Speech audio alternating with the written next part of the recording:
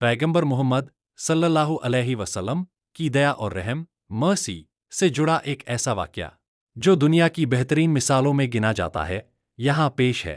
मक्का की फ़तह के दिन रहमदिली, the day of conquest of मक्का।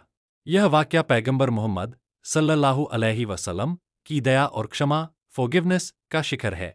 पिछले हालात, मक्का के कबीलों, खास तौर पर कुरैश, ने 13 साल तक पैगंबर मोहम्मद सल्लल्लाहु अलैहि वसल्लम और उनके साथियों पर बेपनाह जुल्म किए थे।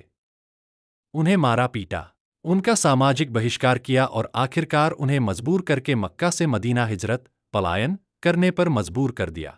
फ़तह का मौका हिजरत के लगभग 8 साल बाद, सन 8 हिजरी में पैगंबर मोहम्मद सल्लल्लाहु अलैहि वसल्लम 10,000 सहाबियों की एक बड़ी फौज के साथ बिना किसी खूंखराबे के मक्का में दाखिल हुए। यह एक ऐसी जीत थी जहां उनके सारे पुराने जालिम दुश्मन उनके रहम के मोहताज थे। बदले की उम्मीद, मक्का के लोग बुरी तरह डरे हुए थे। उन्हें लगा कि आज उनके 13 साल के जुल्मों का बदला लिया जाएगा और उनकी हत्या कर दी जाएगी।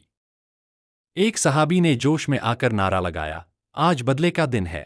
माफी का ऐलान। पैगंबर मोहम्मद सल्लल्लाहु अलैहि वसल्लम ने काबा के दरवाजे पर खड़े होकर अपने दुश्मनों को संबोधित किया।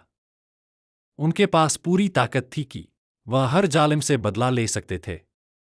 लेकिन उन्होंने फरमाया, ए मक्का के लोगों, तुम क्या सोचते हो कि मैं तुम्हारे साथ क्या सुलूक करने वाला हूं? डरे हुए कुरैश ने जवाब दिया, हम तुम्हारे भाई, एक नेक और शरीफ बेटे से अच्छे बर्ताव की उम्मीद करते हैं। तब पैगंबर सल्लल्लाहु अलैहि वसल्लम ने रहमत का यह ऐतिहासिक ऐलान किया, जाओ, आज तुम पर कोई इल्जाम नहीं है, तुम सब आज़ाद हो। इस रहमदिली का असर, बदल गया मिजाज। इस अभूतपूर्व माफ़ी ने मक्का के लोगों के दिलों को पूरी तरह बदल दिया। उन्होंने महसूस किया कि जिससे वे लड़ रहे थे, वह बदला लेने वाला शासक नहीं, बल्कि दया और रहम वाला नबी है। इस्लाम की कबूलियत। इस एक फैसले के कारण मक्का के ज़्यादातर लोगों ने उसी दिन या जल्द ही इस्लाम कबूल कर लिया, क्योंकि उन्हें यकीन हो गया कि ऐसी दया सिर्फ सच्चे पैगंबर में ही हो सकती है। यह वाक़या पैगंबर मोहम्मद सल्लल्लाहु अलैहि वसल्लम को केवल न्यायप्रिय शासक के रूप में ही नहीं, बल्कि रहमतुल लिल आलमीन, सारे जहानों के लिए रहमत के रूप में भी स्थापित करता है। आप इस वीडियो को शेयर कीजिए और हमारे चैनल को सपोर्ट किया और भी साची वाक़या को जानने के लिए सब्सक्राइब कीजिए। Thank you. इस्लाम में सबसे ईमानदार इंसान का वाक़या पैगंबर मोहम्मद सल्लल्लाहु अलैहि वसल्लम से जुड़ा हुआ है। उन्हें उनकी पैगंबरी की घोषणा से पहले ही मक्का के लोग अल-अमीन, अल-अमीन के नाम से पुकारते थे, जिसका अर्थ है सच्चा या ईमानदार। यहाँ इससे जुड़े कुछ महत्वपूर्ण बिंदु दिए गए हैं। अल-अमीन, सबसे ईमानदार। नाम का अर्थ, मक्का के लोग मोहम्मद सल्लल्लाहु अलैहि वसल्लम की ईमानदारी और भरोसे पर इतना यकीन करते थे कि उन्होंने उन्हें अल-अमीन की उपाधि दी। हर तरह का भरोसा, लोग अपनी सबसे कीमती चीज़ें, जैसे कि गहने, पैसा और महत्वपूर्ण दस्तावेज, उनके अमानत अमानत के तौर पर बेझिझक रखवाते थे, क्योंकि उन्हें पूरा यकीन था कि ये चीज़ें हमेशा सुरक्षित रहेंगी।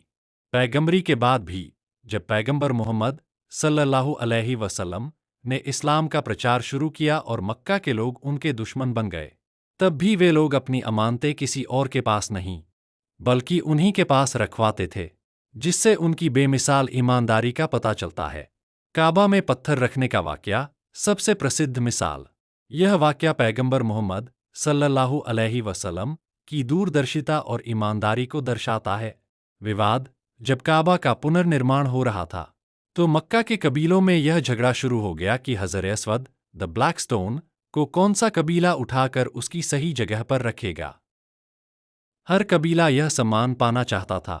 फैसला यह तय किया गया कि जो व्यक्ति अगले दिन सुबह काबा में सबसे पहले दाखिल होगा, वही इस विवाद का फैसला करेगा।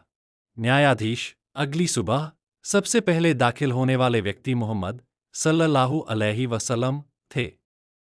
उन्हें देखते ही सब खुशी से चिल्ला उठे, अल-अमीन आ गए, हम इनका फैसला स्वीकार करेंगे। ईमानदार हल। उन्होंने अपनी चादर या एक कपड़ा ली और हजर-ए-अस्वद को उस पर रखा। उन्होंने हर कबीले के मुखिया से चादर का एक एक कोना पकड़ने को कहा। सबने मिलकर पत्थर को उसकी जगह तक उठाया और फिर मोहम्मद सल्लल्लाहु अलैहि वसल्लम ने खुद अपने हाथों से उसे उसकी अंतिम जगह पर रख दिया। इस तरह उनकी ईमानदारी, समझदारी और न्यायप्रियता ने एक बड़े खून खराबे वाले विवाद को सुलझा दिया। निष्कर्ष, इस्लाम में पैगंबर मोहम्मद सल्लल्लाहु अलैहि वसल्लम को सबसे ईमानदार इंसान माना जाता है, जिनकी ईमानदारी की गवाही उनके कट्टर दुश्मन भी देते थे।